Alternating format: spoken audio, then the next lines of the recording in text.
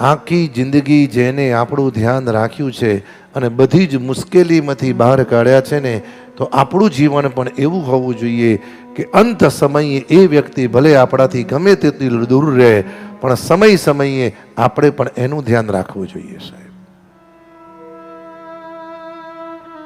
હા, તમે જોજો, ભલે કદાચ મળો કે ના મળો, પણ અઠવાડિયા 15 દિવસ કે મહિનામાં એક ફોન કરો ને તો એમ થાય હજુ મને કોઈ યાદ કરે છે. પણ આપણો નિયમ છે, જરૂર નથી ત્યાં ખોટા મેસેજ બહુ કરે ભાઈ. જેને પ્રેમ છે એનું ધ્યાન રાખો. જેને લેવાની લાગણી છે ને એને જય શ્રી કૃષ્ણ કરો, બહુ બીજી મગજમારી ના રાખશો.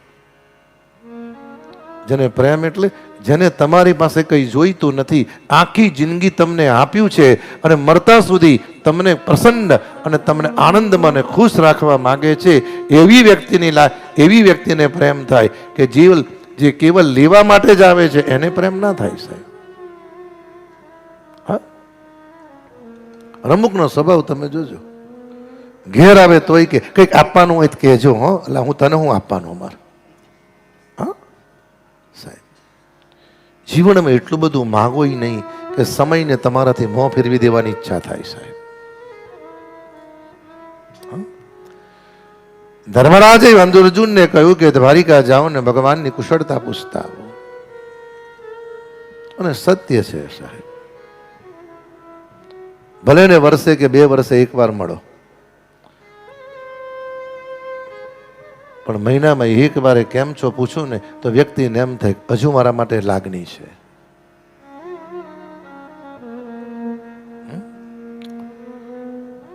ધર્મરાજે આજ્ઞા કરી, અર્જુન મહારાજ પ્રયાણ કરતા કરતા નીકળ્યા છે.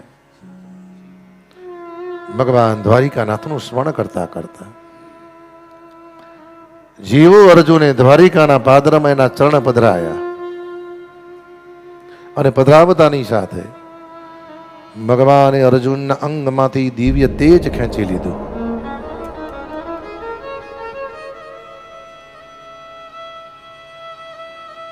જીવનમાં ધ્યાન રાખજો ભાઈ, જીવનમાં ધ્યાન રાખજો. જેટલાય દિવસો સારા જાય છે, જેટલાય પાસા સવડા પડે છે, તમે કહો છો એ થાય છે ને ધાર્યા કરતા સારું થાય છે તો સમજો ભગવાનની કૃપા છે.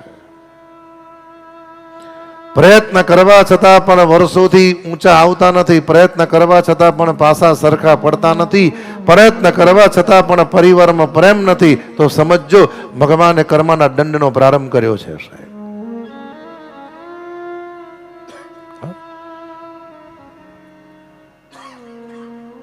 પ્રારબ્ધ કરતા ને સમય કરતા સામે આવીને મળે તો સમજો ભગવાનની કૃપા છે. ભગવાન અર્જુન અંગમાંથી તેજ ખેંચી લીધું. અર્જુન તેજ વિહોણી બન્યા અને વાતે સત્ય છે, જ્યાં સુધી જીવનમાં ભગવાનનું બળ છે ને ત્યાં સુધી જીવનમાં તમને કોઈ હરાઈ શકતું નથી સાહેબ. જે દિવસ ઈશ્વર એનું બળ ખેંચી લે છે ને પછી પોતાના નથી થતા, બીજાની ક્યાં વાત સાહેબ.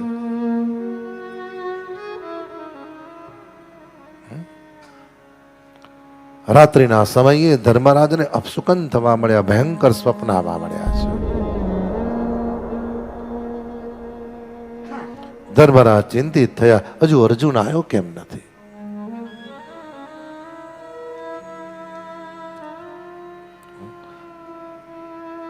ભગવદ અનુગ્રહ થયો મહારાજ.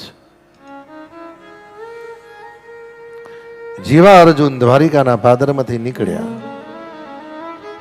અને જામ ખંભાલિયાના પાદરમાં આવ્યા, મહારાજ કાબાઓએ અર્જુનને લૂંટી લીધો. સમય બલવાન હૈ, નહીં પુરુષ બલવાન.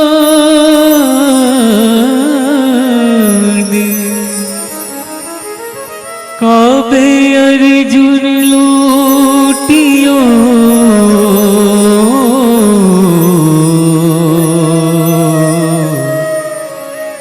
वही धनुष वही बाण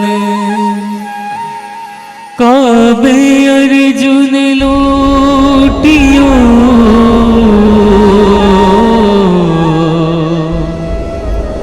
वही धनुष वही बाण અને કયું છે ભાઈ, ગમે તેટલી સંપત્તિ, ગમે તેટલું બળ, ગમે તેટલી ઓળખાણ, ગમે તેટલું હોય, પણ ભાગવતજીની કથા સમજાવે વ્યક્તિનો સમય સારો ના હોય ને ત્યારે પોતાના જ વ્યક્તિઓ વ્યક્તિને લૂંટી લે છે સાહેબ.